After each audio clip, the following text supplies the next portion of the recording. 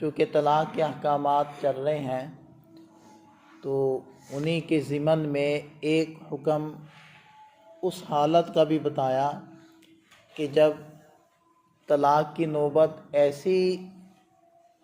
ایسے وقت میں پیش آ جائے کہ میاں بیوی کی مقاربت نہ ہوئی ہو، یا یوں کہنے کہ رخصتی نہ ہوئی ہو، نکاح کے بعد ہی طلاق کی نوبت آ جائے۔ اس کی دو صورتیں یہاں ذکر کی گئی ہیں۔ پہلی آیت میں پہلی صورت ہے، دوسری آیت میں دوسری صورت کا حکم بیان ہوا ہے۔ دیکھیں ایک دو باتیں اس سے پہلے آپ حضرات سمجھ لیں۔ جب نکاح ہو گیا، نکاح کے بعد رخصتی ہو گئی اور مقاربت کی نوبت آ گئی، پیش آ گئی، یا مقاربت تو نہ ہو سکی البتہ اتنا وقت مل گیا تنہائی کا میاں بیوی کو کہ اگر وہ مقاربت چاہتے تو کر لیتے لیکن نہیں کی، تو یہ ان کو اتنا وقت کا مل جانا یہ بھی مقاربت کے حکم میں ہی داخل ہوگا۔ اس کو کہتے ہیں خلوت صحیحہ، خلوت تنہائی کو صحیحہ درست، یہ ایک اصطلاح ہے۔ اس کا مطلب یہی ہوتا ہے کہ آیا نکاح کے بعد میاں بیوی کی خلوت صحیحہ ہوئی یا نہ ہوئی۔ اب خلوت صحیحہ کا مطلب یہ ہے کہ دونوں کو تنہائی میں اتنا وقت ملا تھا کہ اگر وہ مقاربت چاہتے تو کر لیتے، اس کو کہتے ہیں خلوت صحیحہ۔ تو خلوت صحیحہ کے اوپر ہی سارے احکامات آگے چلتے ہیں۔ اور ظاہری بات ہے کہ نکاح کے بعد اگر مقاربت نہیں ہوئی پھر طلاق کی نوبت آئی تو احکام اور ہیں، اور اگر مقاربت ہو چکی ہے تو احکام اور ہیں، فرق پڑتا ہے۔ یہاں ایک عام فائدے کے لیے ایک بات میں عرض کر دیتا ہوں کہ شریعت کے جو احکام ہوتے ہیں وہ کچھ اسباب کے اوپر لگتے ہیں، وہ اس حکم کی نوعیت کے اندر گھس کر وہ احکام نہیں ہوتے۔ میں اس کو مثال سے واضح کر دیتا ہوں کہ مثلاً سفر کے اندر جو قصر نماز کے احکام ہیں وہ سبب کے اوپر ہیں۔ اب اصل وجہ کیا ہوتی ہے سفر کے اندر نماز کے قصر ہونے کی؟ اس کی وجہ ہوتی ہے کہ انسان کو مشقت پہنچتی ہے سفر میں، تو مشقت کے پیش نظر اس سے کچھ نماز معاف کر دی گئی اور اس کے اوپر قصر کے احکام آ گئے۔ لیکن اب کتنی مشقت پہنچے گی کہ نماز کے قصر کا حکم لگے گا؟ ایک تو اس کی کوئی مقدار نہیں اور نہ کوئی متعین کی جا سکتی ہے۔ دو بندے ایک وقت میں ایک ہی طرح کی سواری پر سفر کر رہے ہوں گے، ایک کو مشقت ہوگی دوسرا انجوائے کر رہا ہوگا، کہ کیسے فیصلہ کریں؟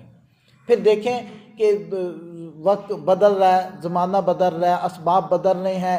پہلے جو جان توڑ سفر تھے وہ آج بڑے مزے کے اندر ہو جاتے ہیں، تو کیسے فیصلہ کریں گے؟ اس لیے شریعت نے اس کے اوپر کوئی مدار رکھا ہی نہیں ہے کہ ہر بندہ اپنے ساتھ ایک مفتی صاحب کو لے کر جائے، وہ فیصلہ کرے کہ ہاں اب مشقت شروع ہو چکی ہے لہذا اب تمہارے اوپر قصر بنتی ہے۔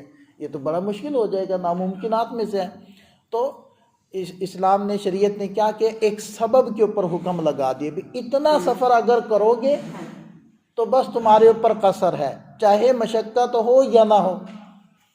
اب دیکھیں 77.5 یا 78 کلومیٹر ہے، اب ایک بندہ پیدل کر رہا ہے، ایک بندہ گھوڑے گدے پر کر رہا ہے، ایک بندہ سائیکل پہ کر رہا ہے، ایک بندہ موٹر سائیکل پہ کر رہا ہے، ایک بندہ لگژری کار پہ کر رہا ہے، ایک بندہ ہیلی کاپٹر پہ کر رہا ہے، تو کیا سب کی مشقت برابر ہے؟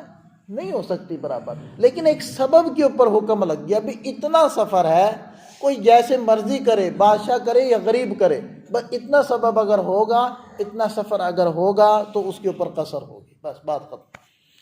تو یہی اسی طرح کی اب آپ بات اگر اس طرف بھی نکاح کے اندر بھی سمجھیں کہ خلوت صحیحہ، اب اس کا فیصلہ کون کرے گا کہ جی ہوئی مجامعات، مقاربت ہوئی یا نہیں ہوئی؟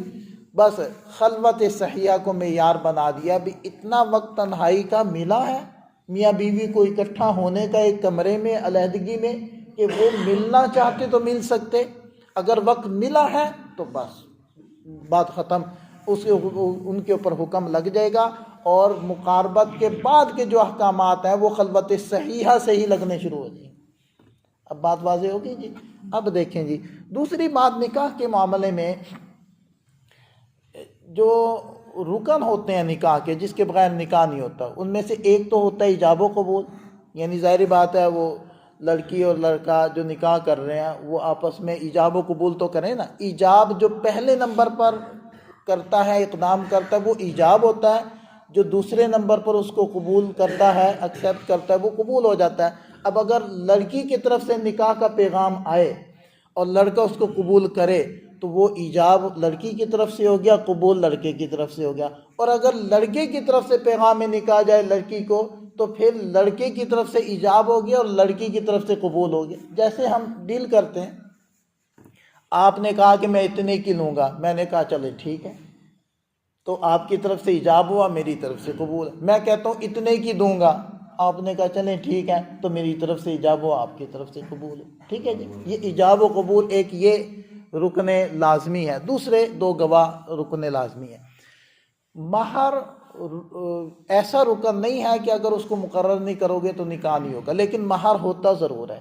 اگر مقرر کر لو ٹھیک ہے، اگر مقرر نہیں کرتے تو پھر مہر مثلی خود بخود ہی لازم ہو جاتا ہے. مہر مثلی سے مراد ہوتا ہے کہ اس کے خاندان میں لڑکیوں کا کتنا مہر رکھا گیا ہے یا رکھا جاتا ہے، تو بس وہ مہر مثلی کہلاتا ہے. حتیٰ کہ اگر نکاح کرتے ہوئے یہ بات بھی طے کر لیں کہ مہر نہیں دیں گے، پھر بھی مہر مثلی خود بخود ہی طے ہو جائے گا اور وہ دینا پڑے گا. تو یہ دو باتیں سمجھ میں آ گئی. اب ان آیت مبارکہ کو دیکھیں، آیات مبارکہ کو دیکھیں. لا جناح علیکم، تم پر کوئی گناہ نہیں. ان طلقتم النساء، اگر تم عورتوں کو طلاق دے دو ایسی حالت میں کہ ما لم تمسوہن، کہ تم نے ان کو چھوا نہ ہو، یعنی خلوت صحیحہ نکاح کے بعد نہ ہوئی ہو. او تفریضوا لہن فریضہ، یا تم نے ان کے لیے کوئی مہر مقرر نہ کیا ہو، مہر مقرر نہیں کیا. تو ایسی صورت میں اگر طلاق کی نوبت پیش آ جائے، نکاح ہوا ہے، خلوت صحیحہ نہیں ہوئی، نہ ہی مہر مقرر کیا گیا، تو پھر کیا کرنا؟ وَمَتِّعُوهُنَّ، تو تم لوگوں نے یہ کرنا ہے. ایک تو ایسی حالت میں طلاق دینی پڑ جائے تو کوئی مسئلہ نہیں، طلاق دی جا سکتی ہے. دوسرے نمبر پر یہ کرنا ہے کہ متعوہن، ان عورتوں کو کچھ گفٹ دو، تحفہ دو. اب وہ تحفے کی مقدار زیادہ سے زیادہ کتنی ہو سکتی ہے؟ کچھ بھی ہو سکتی ہے. کم سے کم ایک جوڑا تو دو، یعنی 4-5 ہزار روپے کے بقدر، یہ جو عام چلتے ہیں 2000 2500، اتنے کا ایک جوڑا تو ان کو دے دو. یہ کم سے کم مقدار ہے، زیادہ میں تو پھر آپ کی مرضی ہے، آپ کی وسعت ہے. اب علی الموسع قدرہ، جو خوشحال ہے اس کے ذمے اس کی وسعت کے بقدر، وعلی المقتر قدرہ، اور جو تنگ دست ہے، غریب ہے، اس کے ذمے اسی کی وسعت کے بقدر. تو یہ لازمی ہے. کس صورت میں؟ دیکھیں خاص صورت ہے کہ نکاح ہو گیا، خلوت صحیحہ نہیں ہوئی اور مہر بھی مقرر نہیں کیا تھا، طلاق کی نوبت آ گئی، تو مرد کے ذمے لازم ہے کہ اس کو کوئی گفٹ دے دے، اور وہ گفٹ کی کم سے کم مقدار ایک جوڑا ہے. متاع بالمعروف، بھلے طریقے سے یہ گفٹ دینا ہے. حقا علی المحسنین، نیکی کرنے والوں کے ذمے یہ لازم ہے. اگلا حکم، وَإِن طَلَّقْتُمُوهُنَّ مِن قَبْلِ أَن تَمَسُّوهُنَّ، اگر تم ان عورتوں کو طلاق دو ان کو چھونے سے پہلے، یعنی خلوت صحیحہ سے پہلے. وَقَدْ فَرَضْتُمْ لَهُنَّ فَرِيضَةً، اس حالت میں کہ تم ان کے لیے کوئی مہر مقرر کر چکے تھے. یہاں بھی پچھلی صورت یہ ہے کہ نکاح کے بعد خلوت صحیحہ سے پہلے طلاق ہو رہی ہے، لیکن اس صورت میں مہر مقرر ہو گیا تھا. تو فَنِصْفُ مَا فَرَضْتُمْ، تو پھر جو مہر مقرر کیا تھا اس کا نصف تم نے دینا ہے. اس عورت کو نصف مہر دینا پڑے گا. البتہ اب آگے دیکھیں قرآن کی خوبصورتی. إِلَّا أَن يَعْفُونَ أَوْ يَعْفُوَ الَّذِي بِيَدِهِ عُقْدَةُ النِّكَاحِ، مگر یہ کہ وہ عورتیں معاف کر دیں. عورتیں مہر کو، وہ جو آدھا مہر ان کا حق بن رہا تھا وہ معاف کر دیں. وہ کہیں کہ جی ہم نے نہیں لینا. یا مرد وہ لوگ جن کے ہاتھ میں نکاح کی گرہ ہے، اور کس کے ہاتھ میں نکاح کی گرہ ہوتی ہے؟ خاوند مرد، یا وہ معاف کر دیں۔ وہ کیسے معاف کریں گے؟ وہ ایسے معاف کریں گے کہ عربوں کے ہاں رواج تھا کہ وہ نکاح ہوتے ہی پورا مہر دے دیا کرتے تھے۔ اب خلوت صحیحہ سے پہلے طلاق کی نوبت آ گئی، تو اب مردوں کا حق ہے کہ وہ نصف مہر واپس لے لیں، کیونکہ اس صورت میں صرف نصف مہر ہوتا تھا۔ تو اب مردوں کو حکم دیا جا رہا ہے کہ ان کو بھی یہ اختیار ہے کہ وہ بقیہ نصف بھی معاف کر دیں۔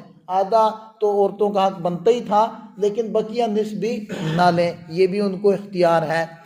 اچھا، یہ دو اختیار بتلا دیے۔ اگر عورت چاہے نصف مہر بھی نہ لے تو یہ بھی اس کو اختیار ہے، مرد چاہے کہ بقیہ نصف بھی یعنی پورا مہر دے دے تو اس کو اختیار ہے۔